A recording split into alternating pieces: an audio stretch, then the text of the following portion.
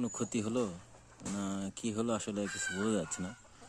এটা কোন হাঁস দেখাও যাচ্ছে না, দেখলেই বোঝা যাবে যে আসলে কি অসুস্থ ছিল নাকি। ওকে,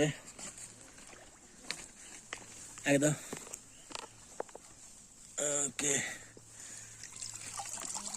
আল্লাহ একবার। ও শিট, আসলে হাঁসটা এটা গলাত বাজার কারণে মারা গেছে। আল্লাহ একবার। কোনো অসুস্থতা না, কিচ্ছু না। এই একটু আগে মারা গেছে, বেশি সময় লাগেনি।